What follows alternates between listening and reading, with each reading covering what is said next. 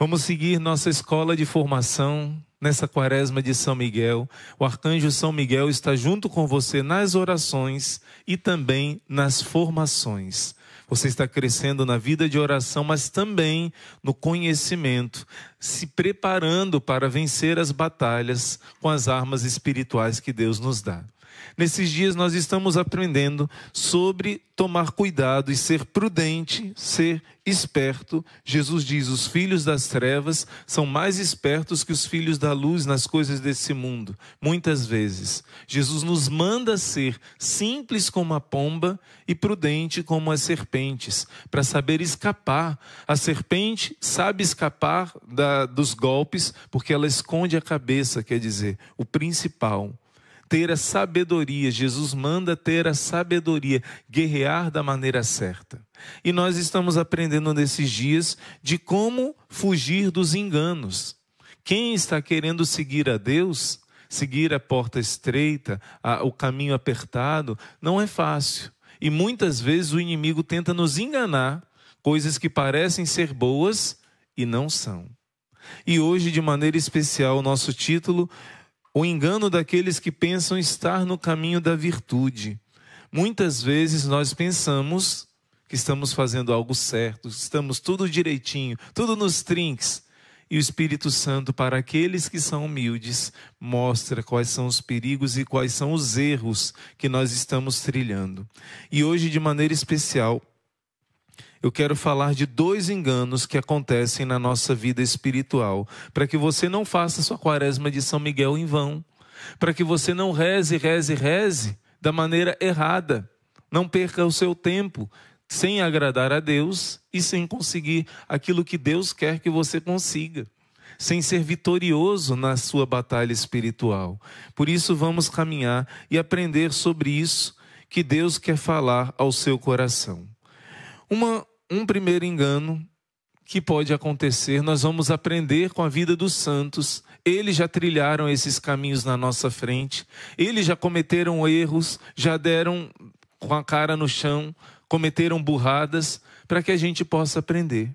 A carta aos Hebreus vai dizer que todas as escrituras, você vai ver a vida de Abraão, Isaac e Jacó, foram exemplos para que a gente possa aprender. Não que a gente não vá cometer erros, mas a gente pode evitar de cometer muitos erros se a gente souber aprender com os exemplos da Sagrada Escritura, com os exemplos da vida dos santos. E um dos perigos é a gente querer fazer muito por Deus sem fazer pela nossa própria alma. É a gente querer mudar o mundo, não é? Uma vez eu lembro, uma pessoa no Arsenal Jovem dizia: você quer, de repente você chega na faculdade, chega naquelas ideologias que o mundo está todo errado, todo mundo está errado, aquelas ideologias marxistas, e de repente você acha que você vai mudar o mundo, mas você ainda nem aprendeu a arrumar a sua cama, a arrumar seu quarto, a lavar uma louça que você suja. Quer dizer, você quer mudar o mundo inteiro, mas você ainda não percebeu que existe um mundo dentro de você a ser mudado. Eu me recordo no período de grupo jovem, que eu trabalhava no grupo jovem, surgiu essas ideias, né, de querer mudar todo mundo, de querer mudar os outros, uma santidade assim, e o Espírito Santo inspirou para o nosso grupo uma canção que a gente dizia assim: não queira mudar o mundo, mas antes mude o mundo que existe em você. Antes de querer mudar o mundo, mude o mundo que existe em você. Antes de querer mudar as pessoas. E aqui o nosso livro vai falar que você pode e deve desejar fazer grandes coisas por Deus. Quanto mais humilde, confiante você for em Deus, Deus vai te usar para fazer coisas que você nem imagina. Deus vai te usar para poder fazer realmente milagres. Deus quer te usar, mas você deve seguir esse caminho na humildade. Cuidado para não querer, como a gente diz, dar um passo maior do que sua perna. Cuidado para não querer fazer grandes coisas para Deus, fazer, e antes disso, trabalhar o seu coração, trabalhar a sua vida. Cuidado para você não querer saciar a fome das crianças que sofrem de fome na África. E aí do seu lado Tem pessoas precisando do seu carinho, do seu tempo, e você não tem tempo nem para os seus filhos. Você não dá atenção e carinho nem para os seus vizinhos, para os seus familiares. Você não consegue perdoar nem os seus parentes e quer socorrer as pessoas que estão sofrendo lá do outro lado do mundo. Cuidado com esse perigo que se faz disfarçado de virtude, mas na verdade é um engano do inimigo. E a gente vai aprender, por exemplo, com a Madre Teresa de Calcutá. Quando perguntaram para ela, a igreja tem muita coisa errada, né? A igreja precisa mudar. O que você acha que deve ser mudado dentro da igreja? E a Madre Teresa, cheia de sabedoria do Espírito Santo, disse, tu e eu, o que deve mudar dentro da igreja somos nós. A igreja somos nós. Eu me recordo de um episódio em que eu estava sendo tratado de câncer, né? Eu estava indo para o tratamento, não lembro se era quimioterapia ou se era só a revisão, não tenho certeza. Mas aí um médico amigo nosso, ele disse, irmão, lá onde o senhor está indo agora, no Hospital do Câncer, tem uma jovem que eu acabei de acompanhar ela. Ela se internou lá agora. Ela tem problema ela tem o vírus HIV, tem AIDS, e agora, por causa do câncer, uma parte do olho dela foi tomada, ela não está enxergando. E talvez ela fique cega, né? Uma jovenzinha. Já tinha 3 filhos, cada um com um homem diferente. Estava carequinha por causa da quimioterapia. E acabou de receber a notícia que estava cega, estava revoltada. E o médico disse, quando o senhor for lá, o senhor pode visitar essa jovem? Eu falei, claro, doutor, com certeza, né? E quando eu cheguei lá, uma pessoa que me levava de carro, me dava carona, fazia essa caridade. Eu fiz essa visita, dei uma imagenzinha de Nossa Senhora, ela podia segurar, né? Ela se emocionou, ficou feliz, rezamos juntos. Eu disse palavras de conforto a ela naquele momento difícil, ela tinha acabado de ficar cega. E quando voltamos, ele ficou feliz por aquele momento de visita, né? E ele falou assim, irmão, deixa eu dizer uma coisa para o senhor. Eu acho que está errado isso na Igreja Católica. A Igreja Católica devia visitar mais os doentes, devia estar mais presente nos hospitais. Eu acho, irmão, que isso está errado. E eu falei assim, você é o quê? Qual é a sua religião? Ele disse, eu sou católico. Você é a igreja. Você, qual foi a última vez que você visitou os doentes? Você visitou os hospitais? Cadê a sua presença? E ele ficou todo sem graça. Por quê? Às vezes a gente quer que o mundo mude, que a igreja mude. Eu sou igreja, eu preciso mudar. Existem várias pastorais dentro da igreja que fazem esse serviço, mas no oculto, muita gente não vê.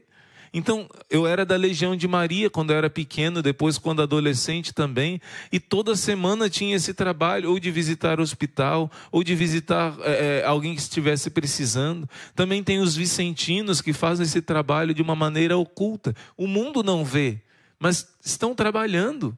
E quantos católicos que só querem, venha a nós, e o vosso reino, servir ao vosso reino, nada, não é?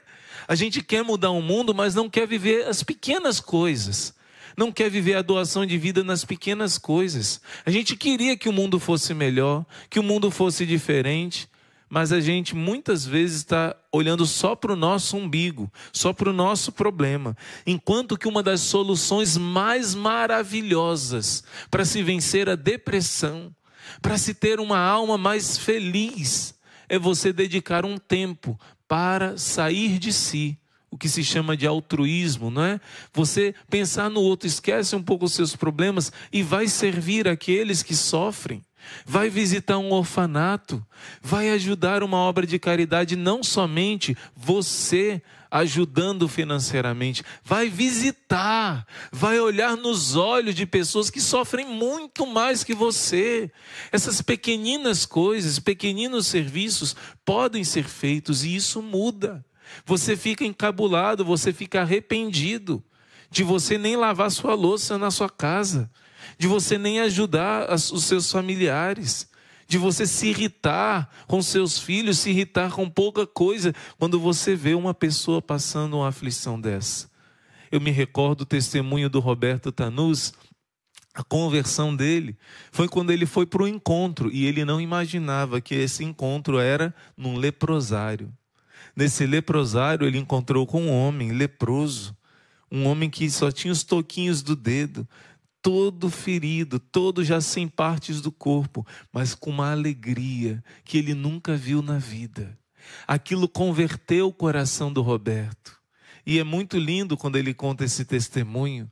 Aquilo converteu o coração dele. Ele viu com aqueles toquinhos de dedo, ele tocando violão, e ele feliz, porque ele tinha encontrado Jesus, vivo, ressuscitado. E o Roberto teve o seu encontro com Jesus, através de um homem sofredor, de um homem que vivia para Jesus e sabia louvar a Deus no sofrimento. É ou não é assim? Às vezes a gente vai visitar um doente, um familiar que está doente, uma pessoa querida, e essa pessoa tem uma fé tão verdadeira, uma fé tão profunda. Muitas vezes acontece os nossos avós, né? Uma fé tão verdadeira que você vai para consolar aquela pessoa, e você que sai consolado. Como a pessoa está vivendo aquele momento de dor com tanta confiança em Deus, com o coração tão apaixonado por Deus, sem medo de morrer, porque a morte é um encontro com o esposo das nossas almas. E quando você vê isso na prática, não somente falado, mas vivido por alguém, isso toca o nosso coração, isso transforma. Por isso que essa atitude de você começar a colocar em prática nas pequenas coisas, você visitar alguém que está sofrendo, você conversar com alguém que está sofrendo, isso vai te dando forças para ver que o teu sofrimento dói, mas dói bem menos do que Jesus, que está sofrendo em outras pessoas muito mais do que você. Isso te dá forças para dar um sentido para o sofrimento. Unido a Jesus, nós podemos dar um sentido ao sofrimento. Oferecer pela conversão da nossa alma e conversão dos nossos. Essa vivência nas pequenas coisas, e muitas vezes são esquecidas.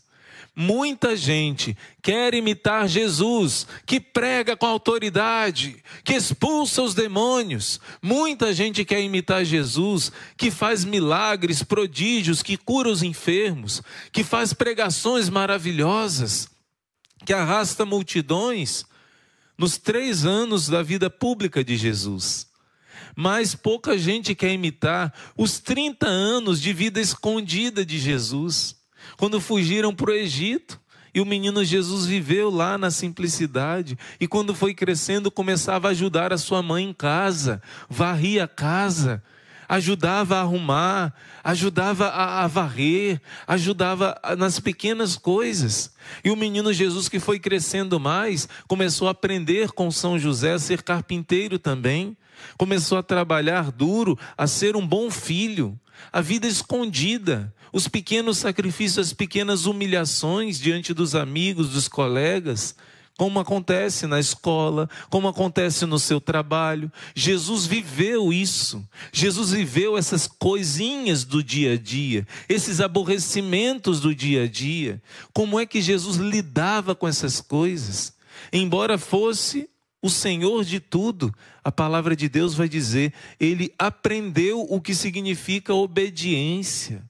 Jesus se submeteu, Jesus não somente a José e a Maria, mas depois até mesmo os carrascos, o que mandar os outros presos, tinham que pegar à força o pé para cravar na cruz. Jesus não, ele mesmo levantava o pé, ele mesmo estendia as mãos. Jesus obedeceu até os carrascos, mas porque antes ele viveu essa obediência a Deus nas pequenas coisas. A vivência com um patrão difícil, a vivência com um filho difícil. Como é que Jesus viveu essas coisas pequeninas do dia a dia? Um colega de trabalho que é meio relaxado. É tão bonito o testemunho de Santa Teresinha. Ela via que alguma irmã tinha deixado alguma coisa bagunçada, em vez dela reclamar, não, se fosse responsabilidade dela ensinar aquela irmã, ela fazia, mas quando não era, ela mesma ia lá, ajeitava aquilo, fazia caridade, ninguém via. Essas pequenas coisas Jesus viveu durante 30 anos. A obediência silenciosa aos seus pais em Nazaré. Mesmo com 30 anos de idade, Jesus continuava obediente a José e a Maria, até a morte de José e até a partida dele para começar a sua missão pública. Jesus viveu 30 anos e glorificou mais ao Pai, vivendo 30 anos de silêncio, de escondimento, de pequenas humilhações, obediente a José e a Maria, do que os 3 anos que ele foi glorificado, porque fazia milagres, porque multiplicava o pão, porque ressuscitava os mortos. Essas pequenas coisas são esquecidas, muitas vezes. E nós queremos fazer grandes coisas sem exercitar as pequenas coisas. Esquecemos que para uma pessoa estar com uma unção, para uma pessoa estar fazendo algo que Deus mandou, ela primeiro teve que vivenciar todo aquele caminho de humilhação nas pequenas coisas e deve continuar nessa humildade das pequenas coisas. Esse é um perigo grande que aconteceu também com um grande santo chamado São Pedro. Olha só, como é importante você valorizar essas pequenas coisas. O varrer, o limpar, ajudar na cozinha, lavar as panelas. São José e a Virgem Maria foram os maiores santos que existiram. E a santificação deles foi nessas pequenas coisas do trabalho, do dia a dia, vivendo com um amor infinito, vivendo com um amor grande as pequenas coisas. Santa Teresinha, que a irmã Maria Raquel estava falando agora, nos ensina isso. Não é a questão de fazer grandes coisas simplesmente, mas fazer com grande santidade, com grande amor, as pequenas coisas. As pequenas coisas com muito amor. Pequenos sacrifícios que você faz, comparado ao de Jesus, acordar na madrugada, para você é um grande sacrifício, né? Mas comparado ao sacrifício de Jesus, mas esse sacrifício deve ter grande amor. E às vezes algum alimento que você é apegado e você sacrifica aquilo, pequeno sacrifício, mas com grande amor e confiança em Deus. Eu quero citar para você esse exemplo de São Pedro. São Pedro foi um homem que, quando conheceu Jesus, ele reconheceu que nunca existiu um homem que falou como esse homem. Nunca existiu alguém, nunca na história, que trouxesse uma esperança, uma alegria, que fosse tão coerente como Jesus. Quando Jesus fala sobre a Eucaristia, é um mistério tremendo, um mistério muito grande. Acreditar que Ele era o próprio Deus, que Ele tinha o poder de transformar o pão no seu corpo, o vinho no seu sangue. E quando Jesus fala da Eucaristia, a Bíblia vai dizer em João capítulo 6, versículo 66, que a partir dessa hora muitos abandonaram Jesus. E Jesus pergunta: vocês também querem ir embora? Pedro é o primeiro que diz: Senhor, a quem nós iremos? Só Tu tens palavras que preenchem o nosso coração, palavras de vida eterna. Só Tu és o Santo de Deus, só Tu preenches, só Tu deste sentido à nossa vida. Como nós vamos Te deixar, Senhor? Para onde nós iremos? Só Tu tens palavras de vida eterna. É como se Pedro dissesse assim: Mestre, eu também não entendi o que o Senhor falou. O Senhor disse que desceu do céu, o Senhor disse que o pão que nós vamos comer é a tua carne, o teu sangue, mas eu creio que o Senhor veio do céu, que o Senhor é Salvador, eu creio que o Senhor pode tudo, eu vi os prodígios, os milagres, eu sei que só o Senhor pode dar sentido à nossa vida. Mesmo sem entender, Pedro confiava, Pedro amava, Pedro se apaixonou por Jesus loucamente. Pedro realmente foi um homem que adorou Jesus de todo o coração. Mas esse amor fervoroso de Pedro foi um amor que precisava ser purificado. Na verdade, a lição desse livro de hoje, um dos pontos centrais, é como o seu amor não ser fogo de palha.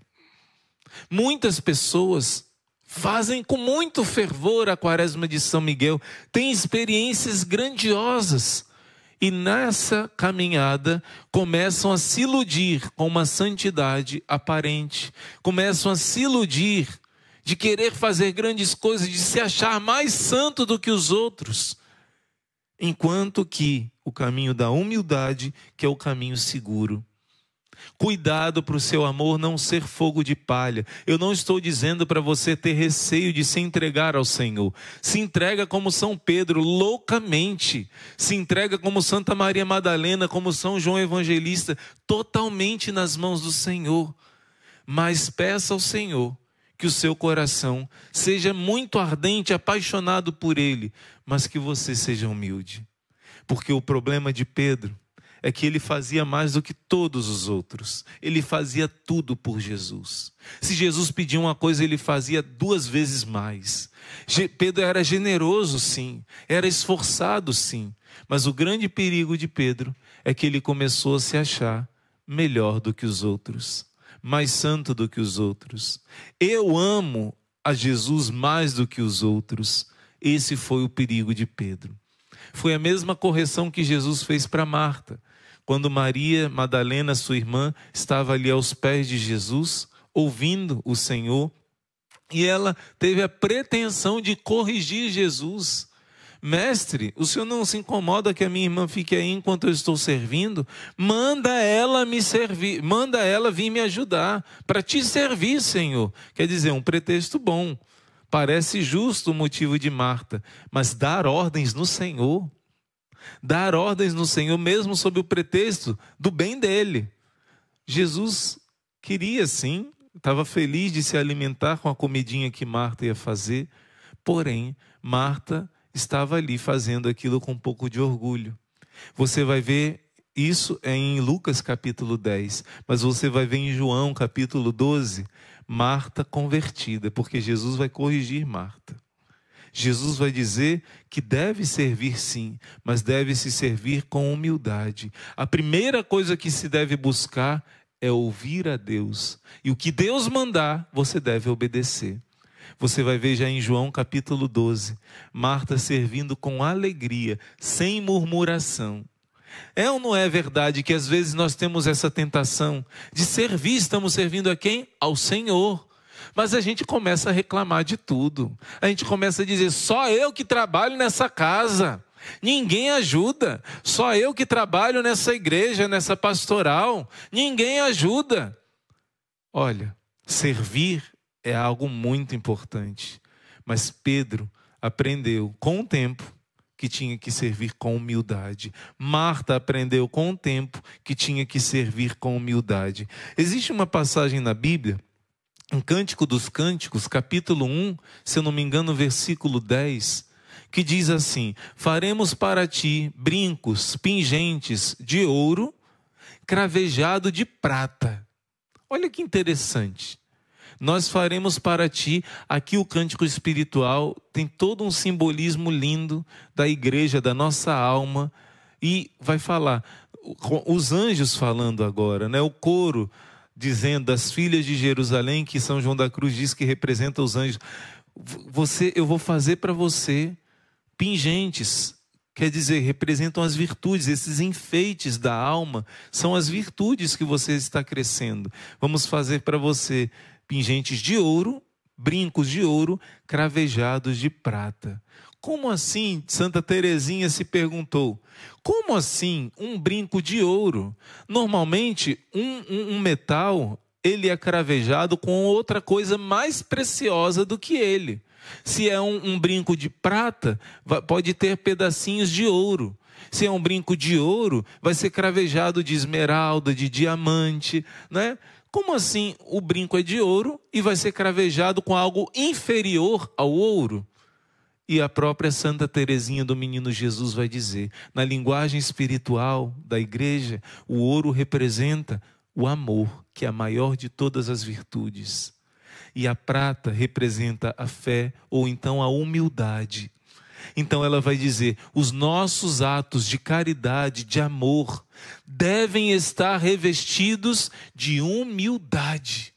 Não saiba sua mão esquerda o que faz a direita.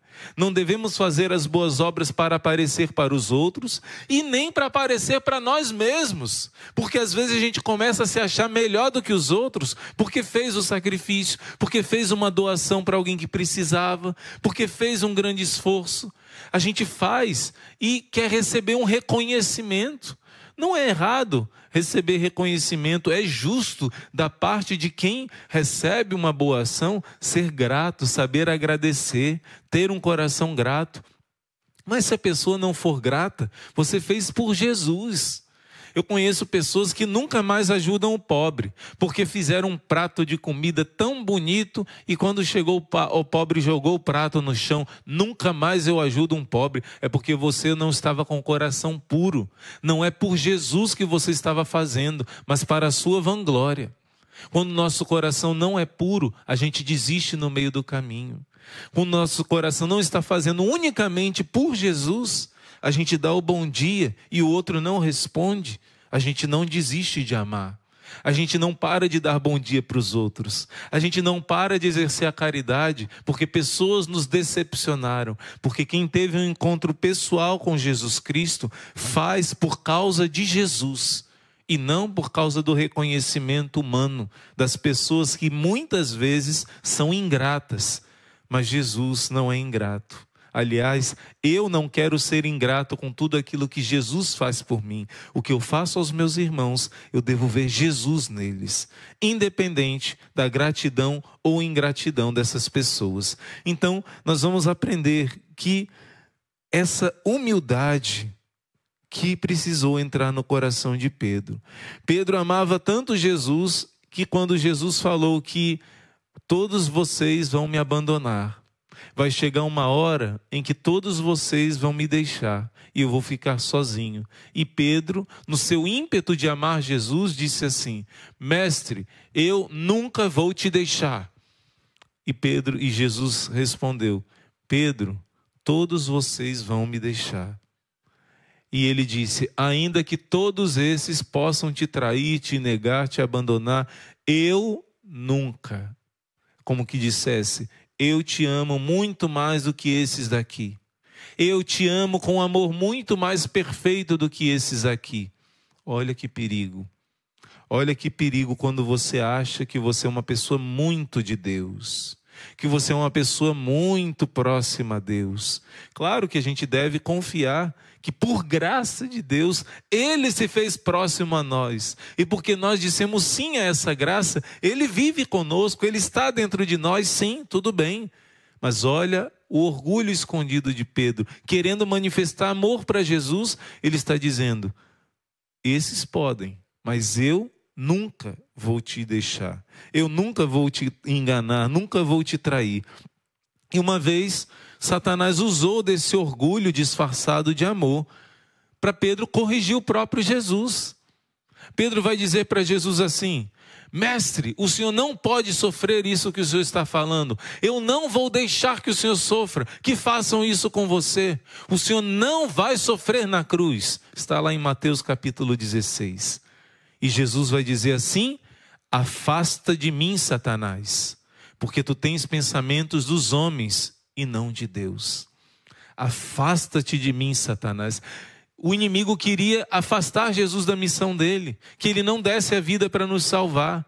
E usou dessa fragilidade de Pedro, desse orgulho de Pedro, para o próprio Pedro dizer para Jesus o que ele tinha que fazer. Gente, cuidado. Se a gente não matar o orgulho dentro de nós, nós podemos ser usados por Satanás. Algumas vezes você estava num momento difícil e alguma pessoa foi usada pelo inimigo para te machucar, para te fazer sofrer. Mas se você é uma pessoa de oração, se você reza com a armadura do cristão, por exemplo, você sabe que eu e você somos muito frágeis. E o inimigo, às vezes, usa da nossa fraqueza para nos ferir, nos machucar. Às vezes a intenção da pessoa não era te machucar, mas porque ela tem um pouquinho de orgulho, um pouquinho não, muito, todos nós temos, de egoísmo, de apego às coisas dessa terra. O inimigo usa dessas fraquezas para te atingir, para te ferir. Mas você que tem uma vida de oração, sabe que nós não estamos lutando contra homens de carne e sangue. Existem outros ao redor de nós, como o leão a rugir de São Pedro, usando ocasiões do dia a dia, gente, para machucar a gente. Talvez a pessoa que diga uma palavra mais ácida, ela não tem noção de como aquilo vai te machucar. Talvez, como Jesus dizia, Pai, perdoa, eles não sabem o que fazem. Mas o inimigo usa da fraqueza dessas pessoas para te machucar. Por isso devemos perdoar. Pedro, o primeiro chefe da igreja. Pedro, o primeiro escolhido do Senhor. Pedro, aquele que Jesus escolheu para ficar à frente dos apóstolos, foi usado por Satanás para impedir o plano de Deus. Pedro, que Jesus diz, tu és Quefas, tu és rocha, onde edificarei a minha igreja. Jesus chamou Pedro de Quefas, mudou o nome dele. Petros em grego, mas em aramaico, que é a língua que Jesus falava, Quefas, rocha. Mas o nome dele originário é Simão, caniço rachado. Então Jesus está dizendo que aquele homem que ele chamou para ser pedra da igreja, se tornou pedra de tropeço, quando foi usado por Satanás. Olha só, que coisa. Então, na fragilidade de Pedro, quis corrigir a Jesus. Outra vez, Pedro quis honrar a Jesus com a falta de humildade, olha só, com a falsa humildade, perdão.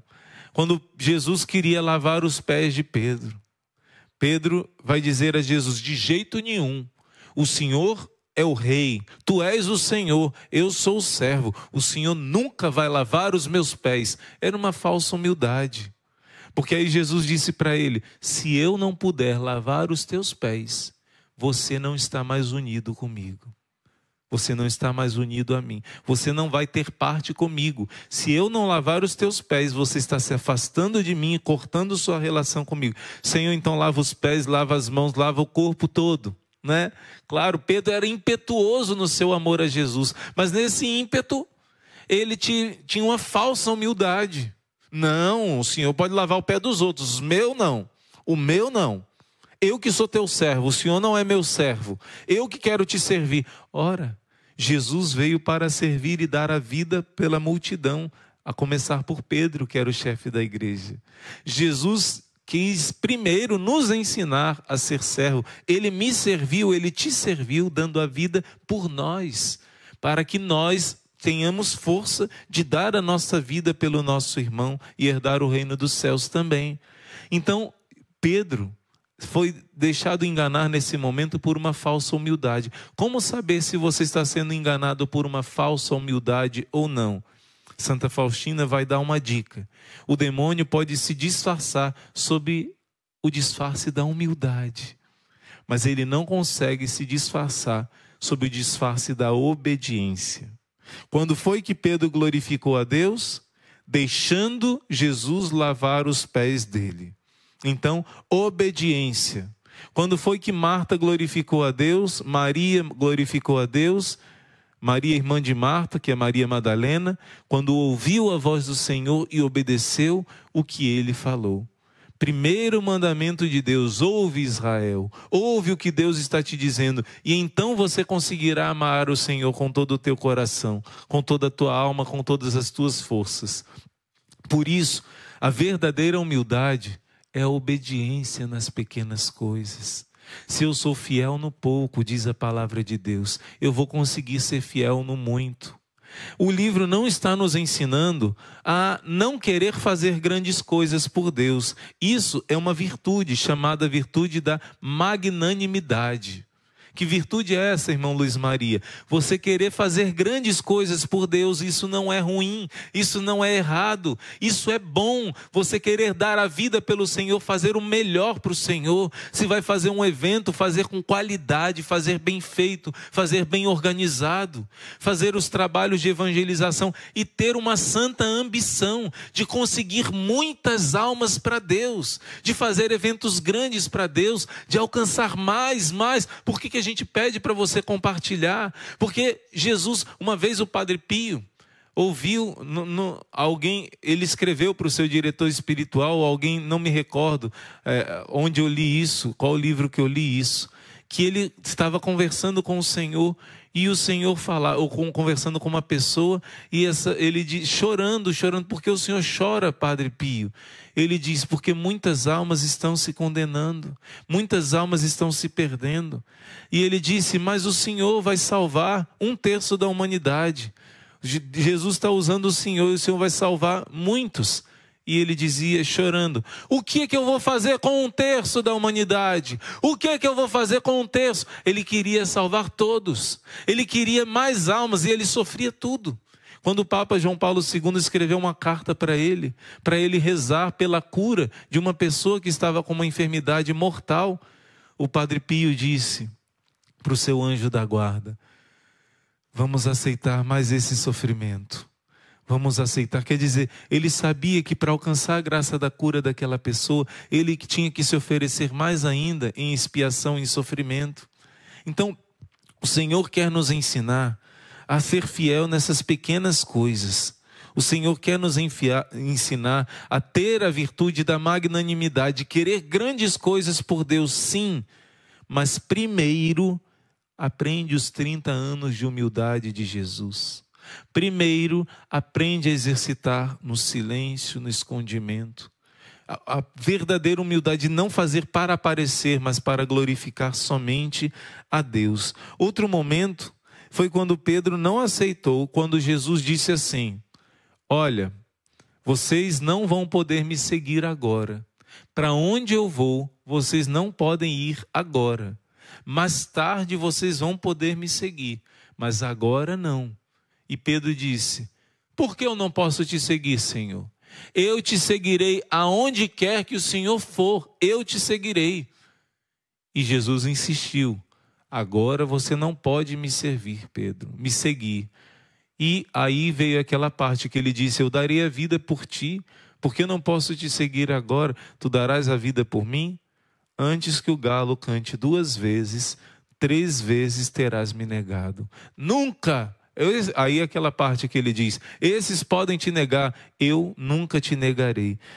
Filho, filha, quando Pedro diz isso, nesse seu orgulho, né, tão grande, que nunca iria negar o Senhor, que nunca iria fazer isso, Deus permitiu que por causa desse amor ainda imperfeito, esse amor que não era cravejado de prata, quer dizer, que não era revestido de uma profunda humildade, de contar muito mais com a graça de Deus do que com as minhas forças. É ou não é? A gente conta com as nossas forças e muitas vezes cai com a cara no chão. Deus quer te ensinar que é Ele que começa e termina a obra dele em você. Por isso que você não desiste, porque a sua confiança está nele. Confiar em você mesmo é só decepção. Quantas vezes você decepcionou com você mesmo? Você faz o propósito e cai, faz o propósito e cai. Mas se a sua confiança está no nome do Senhor, você confia na misericórdia dEle, na graça dEle, na força dEle. Você faz sua parte, mas você tem certeza que você vai vencer porque você conta com Ele. E o que aconteceu com Pedro? Cometeu 2 pecados gravíssimos.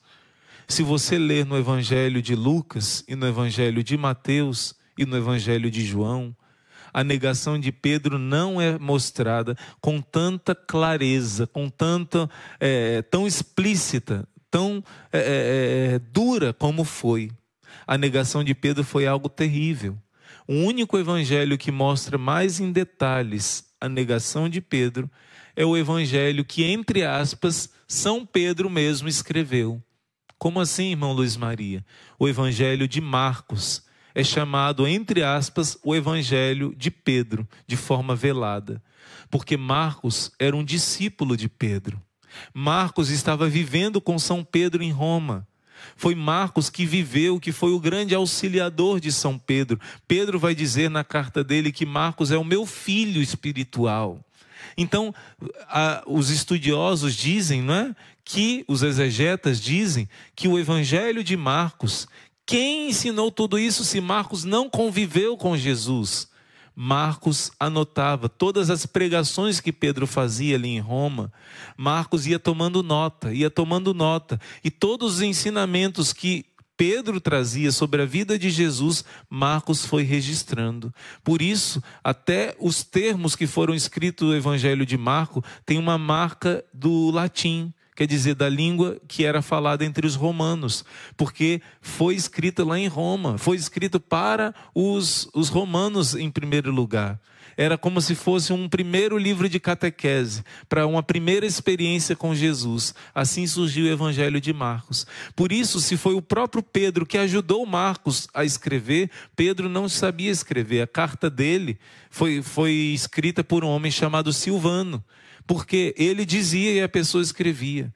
Então, não é que foi Pedro que ditou para Marcos ficar escrevendo, mas Pedro quis.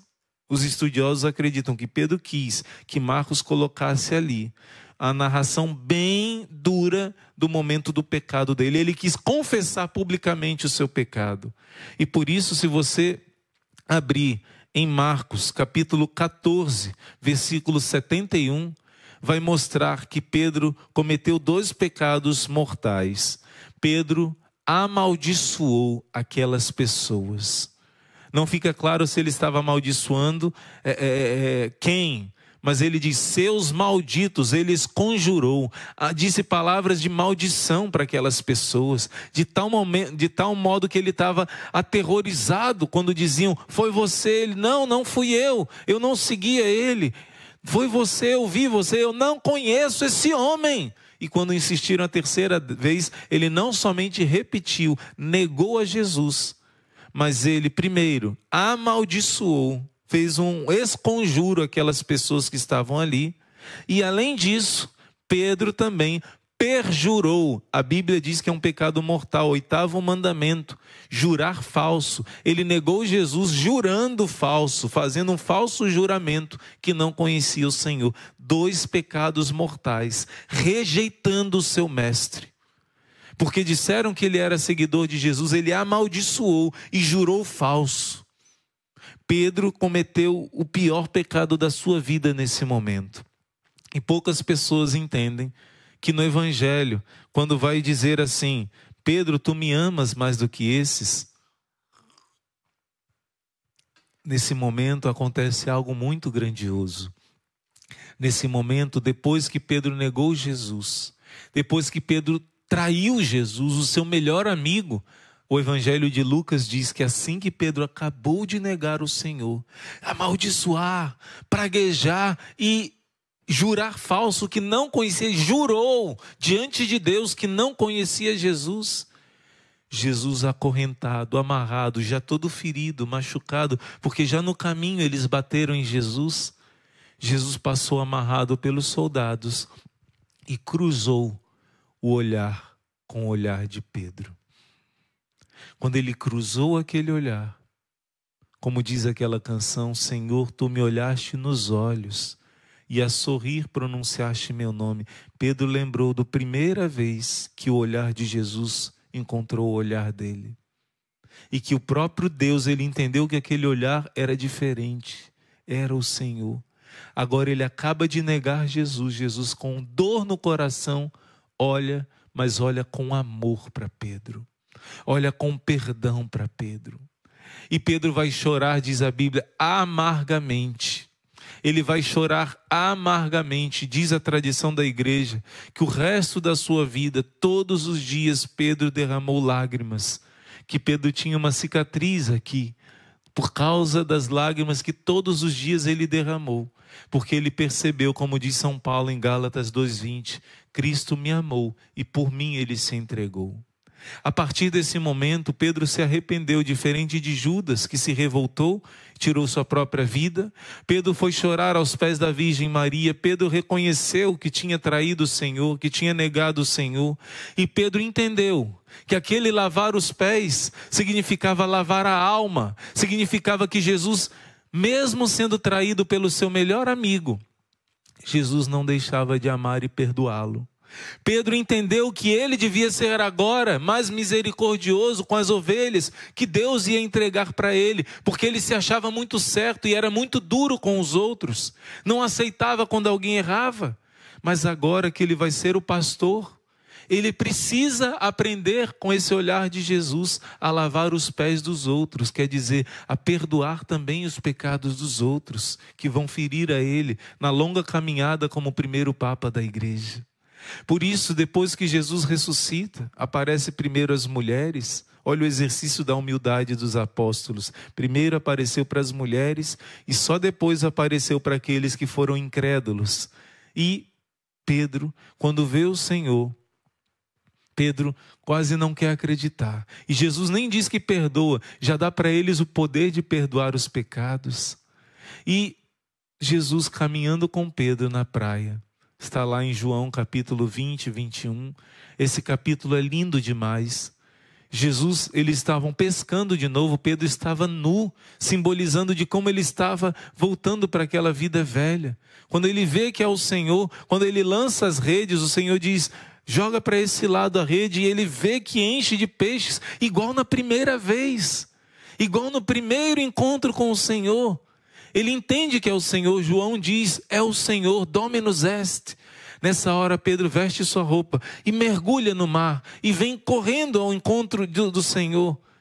Estavam próximos mais ou menos em torno de 100 metros e ele vai nadando. Antes do barco chegar, ele quer encontrar com Jesus. Quando chega, Jesus já preparou um alimento para eles. E logo depois de comerem, ele caminha. Pedro, João atrás. E conversa com Jesus. E nessa conversa, Jesus pergunta, Pedro? Não, Jesus não diz Pedro, me desculpe. Ele diz assim, Simão. Lembra que a diferença? Pedro significa rocha, forte, firme. Simão, o nome antigo, antes de Jesus mudar, significa frágil, significa caniço rachado. Jesus chama Pedro de Simão, para ele lembrar que ele é fraco. E diz, você me ama mais do que todos esses? Olha agora a humildade de Pedro. E Pedro vai responder, tu sabes que eu te amo. Mas poucas pessoas sabem que no original que foi escrito a Bíblia, no grego, Jesus está perguntando em grego, você me ama, agapasme, a palavra ágape significa o amor maior que existe. Você me ama com o amor maior que existe, mais do que todas as pessoas. E Pedro agora com humildade, com a crista baixa, responde não com a mesma palavra, ágape, responde com a palavra do amor, filia, philos, quer dizer, ele diz philote, quer dizer, eu gosto do Senhor. É como quem dissesse assim, eu quero te amar, Senhor. Olha a humildade de Pedro agora. Pedro, tu me amas mais do que todos esses. Simão, você me ama mais do que todos, com amor supremo. E Pedro com humildade diz, de todo o meu coração, eu quero te amar, Senhor. Aí ele diz, apacenta os meus cordeiros, quer dizer, os apóstolos. Depois, a segunda vez, Jesus pergunta, Simão, filho de Jonas, tu me amas? Jesus já diminuiu agora. Antes ele diz, tu me amas mais do que todos, como Pedro no seu orgulho dizia. E agora ele diz, agapasme, tu me amas com amor, ágape, com amor maior. E Pedro novamente responde com amor filia, o amor philote. Ele vai dizer a Jesus em grego, a Bíblia escreve, né? Philote, quer dizer, eu quero te amar, Senhor. Com todo o meu coração eu quero te amar. Ele não diz, eu te amo mais que todos, eu te amo com esse amor tremendo. Eu quero te amar, Senhor. Eu quero te amar. E na terceira vez, e Jesus responde, apacenta minhas ovelhas, agora está falando da igreja inteira. E na terceira vez, Jesus não pergunta agapasme.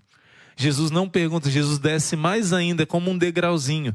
Tu me amas, o amor ágape, mais do que todos. Agora, tu me amas com amor ágape. E por fim, Jesus diz assim, tu me amas com amor filia, quer dizer, com amor de amizade, com esse amor. Você quer me amar mesmo? Mesmo com esse amor menor, você quer me amar? Você gosta de mim? Você quer? E Pedro vai ficar triste. Porque ele respondeu as duas vezes, Philote, eu te amo, eu quero te amar. E agora Jesus pergunta, Philisme. E Jesus e Pedro vai responder, tu sabes tudo, Senhor. ele vai abaixar a cabeça. Talvez eu vejo aqui uma lágrima de Pedro caindo, porque Jesus pergunta: tu queres me amar mesmo? E Pedro, ali provavelmente derramando lágrimas, diz: tu me conheces, tu sabes tudo, tu sabes da minha fraqueza. Tem uma canção linda que diz isso: Senhor, tu sabes tudo, tu sabes que eu te amo, conheces minha maldade, tu vês a realidade, o quanto eu te nego. Mas o Senhor vai perguntar isso sabendo que o amor de Pedro ali está crescendo e amadurecendo na humildade. E quando ele diz: tu sabes tudo, tu sabes que eu quero te amar, apacenta minhas ovelhas. Quando tu eras mais novo, tu te cingias e tu ias para onde querias, eras independente. Agora outro vai te cingir e vai te levar para onde não queres. Olha aí a negação da vontade própria. Tu te levarás aonde tu não queres. E disse logo em seguida: segue-me. Você lembra que Jesus disse que antes Pedro não estava preparado para segui-lo? Agora Jesus vai dizer: segue-me. Agora o seu amor está mais humilde. Agora que você caiu, você está com o coração mais preparado. Porque você antes era cheio de orgulho. Você me amava sim. Era verdadeiro o seu amor, porém não era puro. Porém não era um amor de um coração de criança, de um coração humilde. Agora sim Jesus diz: segue-me. Agora você está preparado para me seguir no caminho da cruz. E olha, dizem que Pedro, a vida inteira, chorou os seus pecados, mas não de tristeza, mas de gratidão. Eu traí o meu Senhor, mas Ele me amou e por mim Ele se entregou. Assim como Paulo, a vida inteira também tinha esse espinho na carne, essa dor de ter perseguido Jesus nos cristãos. Talvez até pessoas tenham sido mortas com a perseguição dele, talvez até crianças. E Paulo tinha essa dor de ter machucado Jesus. Pedro tinha essa dor de ter machucado Jesus. Mas esse amor cheio de humildade, que sabia chorar os seus pecados, deu força para eles amar de maneira pura, dar a vida inteiramente. E até na última hora, quando Pedro estava vendo Nero tocou fogo em Roma, estava matando os cristãos, e ele, chefe dos cristãos, ia ser morto também, ele teve medo. E na sua fraqueza ele ia fugindo. Mas até nesse momento ele viu que a santidade dele agora não era obra dele, era obra de Deus. Ele precisou que Jesus aparecesse para ele todo machucado, carregando a cruz no caminho, indo para Roma, enquanto Pedro fugia. Ainda existe essa rua, Via Ápia, lá em Roma. E quando ele encontra Jesus todo ferido, ele diz: Quo vadis, Domine? Para onde o Senhor vai, Senhor? E Jesus diz: eu estou indo para Roma para ser crucificado de novo. Então Pedro entendeu que se ele abandonasse Roma, ele estava abandonando as ovelhas que Jesus deu a ele. Ele estava abandonando de novo Jesus. Então Pedro, arrependido, volta para Roma e enfrenta o martírio, enfrenta o ódio do imperador. E ali naquele momento, Pedro vai ser morto. Cheio de humildade, quando disseram que iam crucificá-lo, ele diz: eu não mereço morrer igual ao meu Senhor. E pediu que fosse crucificado de cabeça para baixo, porque não merecia morrer igual a Jesus. E dizem que nesse momento, a tradição diz, Pedro ali, quando estava morrendo no alto da cruz, disse: eu te amo, Senhor. Agora ele não disse mais: eu quero te amar. Agora sim eu estou te amando. Agora sim eu estou devolvendo, dando a vida por ti. Agora sim eu sou homem, como diz Santo Inácio de Antioquia. Agora sim, ele disse o amor ágape. Eu te amo com amor ágape. Eu te amo com amor profundo e verdadeiro. Porque agora o meu amor é cheio de humildade. E o segundo perigo que você vai ver, que o nosso livro vai ensinar, é que você queira fugir desse espinho na carne. Você quer fugir desse sofrimento. Você se apega na graça que você quer, do jeito que você quer, na hora que você quer. Paulo vai dizer que 3 vezes pediu ao Senhor que tirasse o espinho na carne dele. Só que Jesus vai responder: é na tua fraqueza que se manifesta a minha força. Muitas vezes o inimigo quer te enganar, que você precisa acabar agora com esse sofrimento. Deus sabe a hora certa. Você precisa de forças para superar, para atravessar bem a prova e o sofrimento. Deus é que sabe a hora que essa dor vai cessar completamente. Porque Pedro precisou de um espinho na carne para amar Jesus de verdade, humildemente. Para amar de Jesus não com fogo de palha, mas com humildade.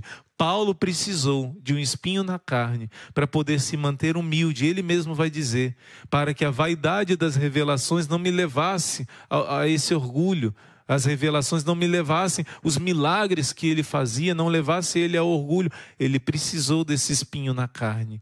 Mas por causa desse espinho na carne, Pedro e Paulo foram os grandes exemplos de amar Jesus com amor magnânimo, de fazer grandes coisas para o Senhor. Mas porque eles foram humilhados, se purificaram para amar o Senhor de maneira humilde. Na sua caminhada espiritual, você está aprendendo a não ser fogo de palha, a no seu dia a dia você amar Jesus nas pequenas coisas, e aí Deus te prepara para ser fiel no muito. Deus te prepara para fazer grandes obras por Ele, mas sendo fiel primeiro, na humildade das pequenas coisas. Que Deus te abençoe muito e que você seja sinal de Deus para outras pessoas que precisam também ouvir a palavra de Deus. Seja esse sinal compartilhando essa formação, compartilhando essa quaresma de São Miguel com o exército de São Miguel. Eu quero ouvir também aqui o seu comentário, como eu prometi na outra formação, eu disse que iria ler todos os comentários e eu li. Eu quero também saber de você, como é que está a sua caminhada espiritual? Se você às vezes tem essa tentação de ser fogo de palha, se você às vezes se acha mais santo que os outros, como está o seu amor? Assim como Jesus perguntou, tu me amas? Ele pergunta para você, eu quero ouvir a sua resposta.